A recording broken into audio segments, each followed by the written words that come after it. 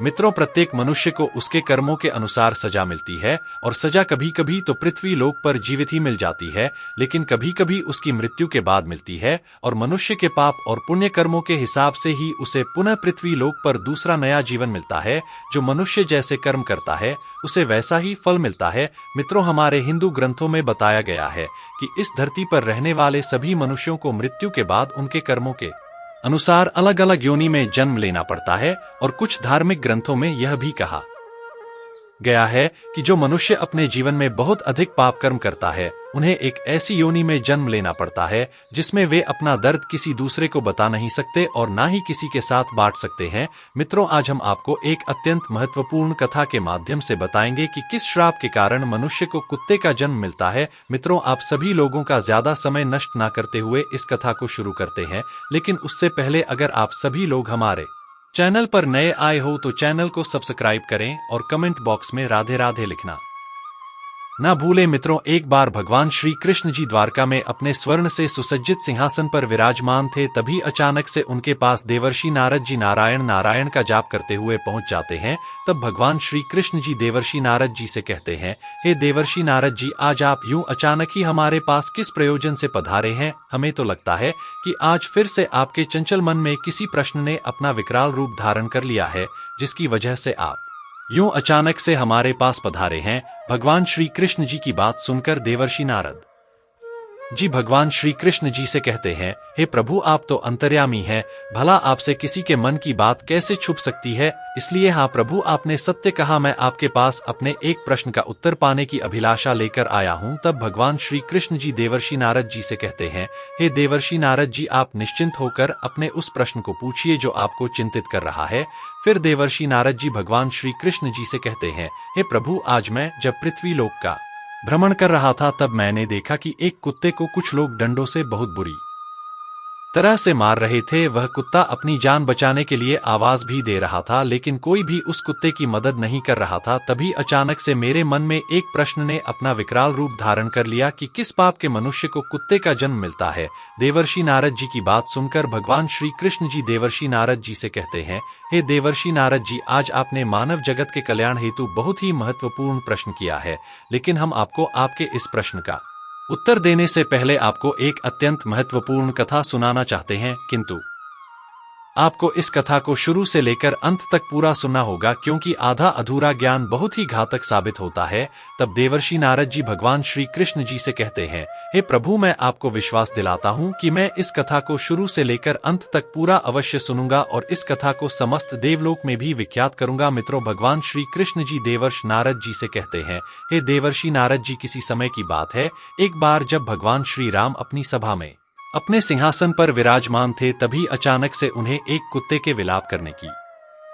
आवाज सुनाई देती है। तब द्वार पर खड़े हुए सैनिकों ने उस कुत्ते को वहां से भगा दिया, लेकिन उसके दूसरे दिन वही कुत्ता उसी स्थान पर पहुंचकर विलाप करने लगा और इस बार भी द्वार पर खड़े हुए सैनिकों ने उस कुत्ते को वहां से भगा दिया। फिर उसके तीसरे दिन भी वही कुत्ता उसी स्थान पर पहुंचकर विलाप करने लगा। तब एक दिन भगवान श्री राम जी अपने मन में सोचने लगे कि आखिर यह कुत्ता प्रतिदिन मेरे महल के बाहर ही क्यों विलाप करता है, और भगवान श्री राम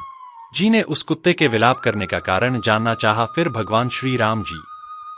अपने कुछ सैनिकों को बुलाते हैं और अपने उन सैनिकों से कहते हैं कि जाओ, उस कुत्ते को हमारे पास लेकर आओ जो प्रतिदिन द्वार पर आकर विलाप करता रहता है। भगवान श्री राम जी का आदेश पाकर उनके सैनिक उस कुत्ते के पास जाते हैं और उस कुत्ते से कहते हैं कि चलो, तुमको प्रभु श्री राम जी ने दरबार में लेकर उपस्थित होने का आदेश दिया है। तब वह कुत्ता उस सैनिक से कहता है कि अरे भाई, मुझे एक ऐसी योनि में जन्म मिला है जिसका मंदिर, भवन, रसोई घर, गौशाला जैसे पवित्र स्थानों पर जाना सख्त मना है, इसलिए तुम महल में जाकर प्रभु श्री राम जी से कह दो कि वे स्वयं मुझसे मिलने के लिए मेरे पास आए। फिर वे सैनिक भगवान श्री राम जी के पास जाकर उन्हें कुत्ते की सारी बातें बताते हैं। उसके बाद भगवान श्री राम स्वयं उस कुत्ते के पास जाते हैं और उस कुत्ते से कहते हैं कि तुम प्रतिदिन मेरे दरबार के बाहर आकर क्यों विलाप करते हो? भगवान श्री राम जी की बात सुनकर वह कुत्ता भगवान श्री राम जी से कहता है, प्रभु, मैं बहुत दिनों से भूखा था, इसलिए मैं इधर उधर भटक रहा था और भटक भटकते एक साधु के घर पर पहुंच गया। वह साधु भोजन करने के लिए बैठा हुआ था, इसलिए मैंने भूख से व्यथित होकर उस साधु की थाली में मुंह डाल दिया, जिसके कारण उस साधु ने मुझे एक डंडे से बहुत मारा है। हे प्रभु, मैंने कोई अपराध नहीं किया है, फिर भी एक सन्यासी ने डंडे से बहुत मारा है और उस साधु ने मुझे डंडे से इतना मारा कि मारते मारते मेरी एक टांग ही तोड़ डाली और अब मुझे बहुत पीड़ा हो रही है। इसी कारण मैं प्रतिदिन आपके दरबार में आकर विलाप करता हूँ। मित्रों, फिर आगे भगवान श्री कृष्ण जी देवर्षि नारद जी से कहते हैं, हे देवर्षि नारद जी, उस कुत्ते की यह दशा देखकर भगवान श्री राम जी को बहुत दुख हुआ। फिर भगवान श्री राम ने अपने सैनिकों के बुलाया और उनसे कहा, जाओ, जाकर वह साधु जहां भी हो उसे ढूंढकर हमारे दरबार में अति शीघ्र लेकर आओ। भगवान श्री राम की आज्ञा पाकर उनके कुछ सैनिक वहां से सीधा उस साधु के घर पर पहुंच जाते हैं और उस साधु को बंदी बनाकर अपने साथ भगवान श्री राम के दरबार में पहुंच जाते हैं। फिर भगवान श्री राम जी उस साधु से पूछते हुए कहते हैं, क्या यह सत्य है कि तुमने इस कुत्ते की डंडे से बहुत पीटा है, जिसके कारण अब यह ठीक से चल भी नहीं पा रहा है? इसने क्या अपराध किया था जिसकी वजह से तुमने एक साधु होते हुए भी इस बेजुबान कुत्ते का पैर तोड़ दिया? तब वह साधु भगवान श्री राम जी से कहता है, हे प्रभु, मैं अपने घर के समीप बैठकर भोजन कर रहा था, तब भी अचानक से इस कुत्ते ने मेरी भोजन की थाली में अपना मुंह डाल दिया। इस कारण से मैं इस पर बहुत क्रोधित हो गया और मैंने पास में रखे हुए एक डंडे को इसे मारने लगा। मैं बहुत क्रोधित था, इसलिए मेरा खुद पर संतुलन ही नहीं पाया, जिसके कारण मैं इसे उसी डंडे मारता रहा। उसके बाद जब मेरा क्रोध थोड़ा कम हुआ तो मुझे पता चला कि इसका पैर टूट गया। उस साधु की यह बात सुनकर भगवान श्री राम जी उस साधु से कहते हैं, क्या आपको पता है कि यह एक ज्ञान न पशु है? यह अपना पेट भरने के लिए ऐसा ही करते हैं और इनमें इतनी भी समझ नहीं होती है कि इन्हें ऐसा नहीं करना चाहिए या नहीं। और यदि इस कुत्ते ने आपकी थाली में अपना मुंह डाल भी दिया था तो इसमें इसका कोई अपराध नहीं है। ऐसा करना तो इसकी स्वाभाविक प्रवृत्ति है और आपने इतनी सी बात के लिए इस कुत्ते को इतनी बड़ी सजा दे दी है। आप इस कुत्ते को इतनी बड़ी सजा नहीं दे सकते हैं, क्योंकि अपराध इस कुत्ते ने नहीं, अपराध आपने किया है, जो एक साधु होकर इस कुत्ते का पैर तोड़ दिया है, इसलिए आप ही इसके अपराधी हैं। मित्रों, भगवान श्री कृष्ण देवर्षि नारद जी से कहते हैं, हे देवर्षि नारद जी, भगवान श्री राम जी उस कुत्ते से कहते हैं कि हे स्वान, यह साधु तुम्हारा अपराधी है, तुम जो चाहे वह सजा इस साधु को दे सकते हो। भगवान श्री राम जी की इस बात को सुनकर वह कुत्ता भगवान श्री राम जी से कहता है, हे प्रभु, आप इस साधु को किसी महल का राजा बना दिया जाए। तब भगवान श्री राम जी ने उस कुत्ते की बात को स्वीकार कर लिया और उस साधु को सुंदर वस्त्र पहना दिया। उसके बाद उस साधु को एक घोड़े पर बिठाकर एक महल में ले गए और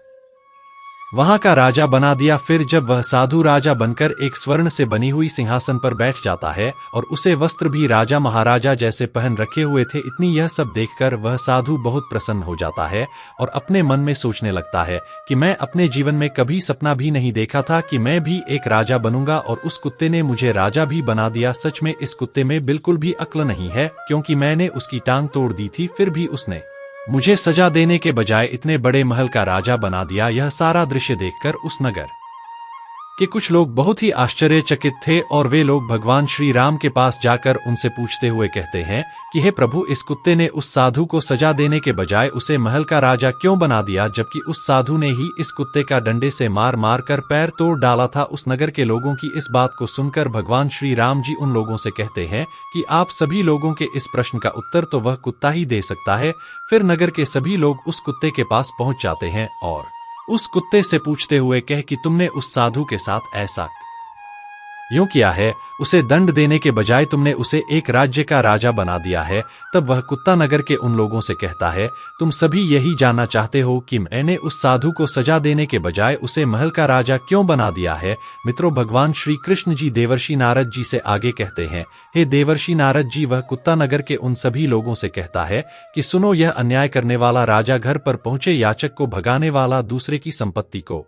हड़पने वाला और किसी गरीब पर अत्याचार करने वाला मनुष्य को अगले जन्म में कुत्ते का ही जन्म मिलता है। और यह एक अटल सत्य है, क्योंकि इसमें कोई संकोच करने वाली बात नहीं है। एक राजा ही सबसे पहले गरीबों को परेशान करता है और उनकी संपत्ति को हड़प है। फिर वह कुत्ता आगे कहता है कि मैं भी पिछले जन्म में एक नगर का राजा था और मैं भी गरीबों को बहुत परेशान करता था, उनकी मेहनत का धन हड़प लेता था और मैं भी लोगों के साथ बहुत अन्य न्याय करता था, बेसहारे गरीबों की जमीनों को हड़प ली करता था और अपने से छोटे लोगों पर बहुत अत्याचार किया करता था। इन्हीं पाप कर्मों के कारण मुझे इस जन्म में कुत्ते का जन्म मिला।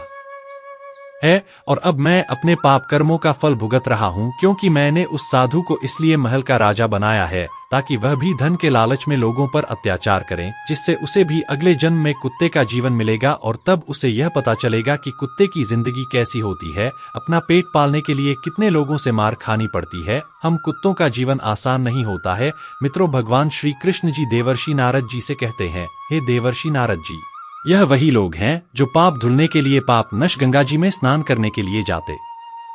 हैं, किंतु वहां से आते ही फिर से पाप कर्म करना शुरू कर देते हैं। तब देवर्षि नारद जी भगवान श्री कृष्ण जी से कहते हैं, हे प्रभु, क्या गंगा जी में पाप नहीं धुल हैं? फिर भगवान श्री कृष्ण जी मुस्कुराते हुए देवर्षि नारद जी से कहते हैं, हे देवर्षि नारद जी, गंगा जी में वही पाप कर्म धुल हैं जो अनजाने में हो जाते हैं, लेकिन जो पाप कर्म जानबूझकर किए जाते हैं वे कभी भी नहीं धुते। रेरे पत्र होता है जिसका मन साफ होता है और जिसके मन में कोई छल ना हो तथा मन में गंदे विचार नहीं हो, और गंगाजी में छल करने वाले और दूसरे की